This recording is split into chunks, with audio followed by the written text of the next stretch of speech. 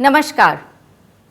Film सुकून ईमानदारी में आपने देखा कि कैसे रोहन कार चोरी करने के बाद अपने ईमानदार ना होने पर हर पल परेशान रहता है, क्योंकि ईमानदारी जाते जाते अपने साथ सुकून और शांति भी ले जाती है। हमारे इतिहास में एक से बढ़कर एक ईमानदार महापुरुष हुए हैं, जैसे विजयनगर के राजा कृष्णदेव राय, सिंध के राजा दिहिर, मेवाड़ के नगर सेठ भामाशाह, और आज इन्हीं में से एक भामाशाह जी के जीवन से हम आपको रूबरू कराएंगे। हम सबके कई दोस्त होते हैं, आपके भी बहुत से दोस्त होंगे, लेकिन उन सब दोस्तों में से कोई एक आपका बहुत खास और बेस्ट फ्रेंड होता है। क्यों? क्योंकि उसने हमारे अच्छे या बुरे समय में कभी भी हमारा साथ नहीं छोड़ा, और यही लॉयल्टी और ईमानदारी हमारे बीच बॉन्डिंग बन जाती है। मतलब आप अपने किसी दोस्त की परख अपने बुरे समय में कर सकते हैं। अगर वो आपका साथ देता है तो ही वो आपका सच्चा दोस्त है। आज जो कहानी मैं आपको सुनाने वाली हूँ वो ऐसे ही एक दोस्त की है, जो सिर्फ अपने दोस्त के लिए ईमानदार और लॉयल नहीं थे, बल्कि उसकी और अपनी धरती, राज्य और वहाँ के लोगों के लिए भी पूरी तरह से ईमानदार और डेडिकेटेड थे। महाराणा प्रताप का नाम तो आप सभी ने सुना ही है। मेवाड़ के राजा महाराणा प्रताप का बचपन से ही एक भरोसेमंद साथी था, जिसे आगे चलकर महाराणा ने अपना एडवाइजर यानी के प्रधान बना लिया था। क्योंकि महाराणा को खुद से ज़्यादा अपने इस दोस्त पर भरोसा था, तो इस कहानी के हीरो हैं भामाशाह। बात तब की है जब मेवाड़ की ज़मीन पर मुगल राजा अपना कब्जा जमाने की पूरी कोशिश कर रहे थे, और इसके लिए कई लड़ाइयाँ लड़ी जा रही थी। और इन लड़ाइयों में सबसे खास लड़ाई हल्दी घाटी में महाराणा प्रताप लड़ रहे थे। भामाशाह और अपने अन्य साथियों के साथ मिलकर महाराणा और भामाशाह ने बहुत कोशिशें की, लेकिन फिर भी वो हल्दी घाटी की लड़ाई को हार गए। तो महाराणा और भामाशाह को मुगलों का कैदी बनने से बचने के लिए पहाड़ियों में इधर उधर छुपना पड़ा। भामाशाह ने कई दिनों तक महाराणा को ढूंढा। इधर महाराणा जंगलों में बहुत बुरी हालत में थे। महाराणा प्रताप किसी भी कीमत पर मुगलों से अपनी मेवाड़ की धरती को वापस लेना चाहते थे। ऐसे में फिर से सेना खड़ी करने के लिए महाराणा प्रताप को पैसों, हथियारों और साधनों की जरूरत थी, और पैसों की कमी के कारण महाराणा निराश हो गए थे। महाराणा के पास अपने सैनिकों को देने के लिए पैसा और खाना भी नहीं था, और दूसरी कोई आशा की किरण भी नजर नहीं आ रही थी। क्योंकि भामाशाह मेवाड़ के प्रधान थे, इसीलिए राज्य के सीक्रेट खजाने जो इमरजेंसी के लिए पहाड़ों या जंगलों में सेफ स्थानों पर बनाए जाते थे, उन खजानों का उन्हें पूरा नॉलेज था। और ऐसी हालत में भामाशाह ने ही मुगलों से बचाकर उस पैसे को किसी तरह महाराणा प्रताप तक पहुंचाया था।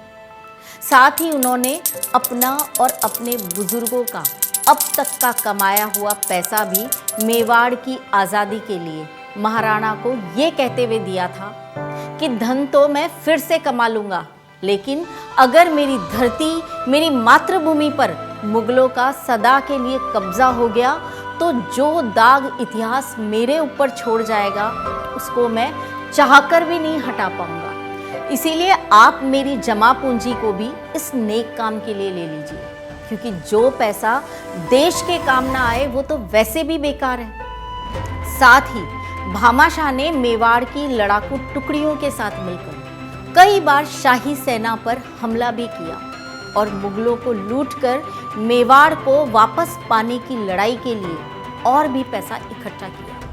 कहते हैं कि इस तरह भामाशाह की मदद से महाराणा के पास इतना पैसा जमा हो गया था कि उससे लगभग 25,000 सैनिकों को 12 साल तक सैलरी, हथियार और खाना दिया जा सकता था।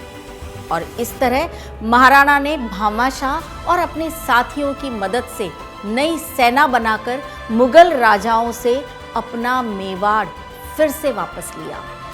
महाराणा प्रताप के प्रधान होने के नाते भामाशाह प्रशासन या मैनेजमेंट में नई आर्मी बनाने, सेना को लड़ाई के लिए ट्रेंड करने, लड़ाई की स्ट्रैटेजी बनाने और हमला करने की प्लानिंग करने में भी एक्सपर्ट थे।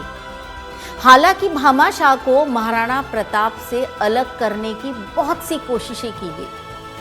अकबर ने लालच देकर भामाशाह को अपने साथ मिलाने के लिए अपने विश्वस्त दूत अब्दुल रहीम खान खाना को भी भामाशाह के पास भेजा, परंतु भामाशाह जैसे एक वफादार दोस्त और ईमानदार देशभक्त को लालच देना अकबर के किसी काम नहीं आया। भामाशाह को तो महाराणा की ही तरह मुगलों से अपना मेवाड़ वापस चाहिए था और इस बार लड़ाई में महाराणा की जीत हुई। महाराणा प्रताप ने मेवाड़ की जीत के बाद भामाशाह को गले लगाकर कहा कि आप जैसे बेटों के कारण ही मेवाड़ की मातृभूमि अभी भी जिंदा है।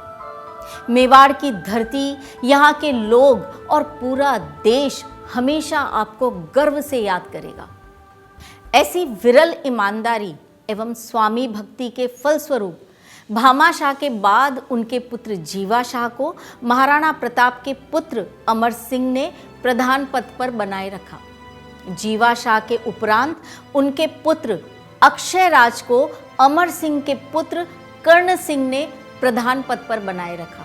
इस तरह एक ही परिवार की 3 पीढ़ियों ने मेवाड़ में प्रधान पद पर स्वामी भक्ति एवं ईमानदारी से कार्य करके मान बढ़ाया और इस तरह भामाशाह का नाम मेवाड़ के इतिहास में सदा के लिए अमर हो गया। महाराणा प्रताप के समय के लिखे ताम्र पन्नों पर भी भामाशाह के बारे में कई बार लिखा हुआ मिलता है। भामाशाह की मृत्यु के बाद मेवाड़ की मातृभूमि के प्रति भामाशाह के प्यार को सम्मान देने के लिए महाराणा प्रताप के बेटे अमर सिंह ने गंगोद्भव तीर्थ, जहां मेवाड़ राजघराने के लोगों का दाह संस्कार किया जाता था, उस स्थान पर भामाशाह का दाह संस्कार करवाया, वो भी अपने दाह संस्कार के लिए तय जगह के एकदम पास। और राणा अमर सिंह ने भामाशाह की छतरी भी बनवाई। इस राजसी सम्मान के साथ भामाशाह को मेवाड़ की तरफ से श्रद्धांजलि दी गई। कहते हैं कि अपने आखिरी समय में भी भामाशाह को मेवाड़ का ही ध्यान था और अपनी आखिरी सांसों में भी भामाशाह ने मेवाड़ की मातृभूमि के प्रति अपनी आखिरी वफादारी को निभाते हुए अपनी पत्नी को मेवाड़ के राजा अमर सिंह को देने के लिए एक बही खाता यानी कि अकाउंट दिया था, जिसमें मेवाड़ के गुप्त खजानों का जिक्र और नक्शा बना हुआ था। इससे बढ़कर राज्य के प्रति ईमानदारी और क्या हो सकती है। कहते हैं कि अंतिम समय में आदमी को वो ही याद रहता है जिससे उसे सबसे ज़्यादा प्यार हो। भामाशाह को अपनी मेवाड़ की भूमि के अलावा कुछ नहीं याद था। ऐसी थी भामाशाह की सच्ची दोस्ती, सच्ची ईमानदारी अपनी धरती से और वहाँ के लोगों से। वह धन्य देश की माटी है जिसमें भामाशाह लाल पला, उस दानवीर की यश गाथा को मेट सका क्या काल भला। धन्यवाद।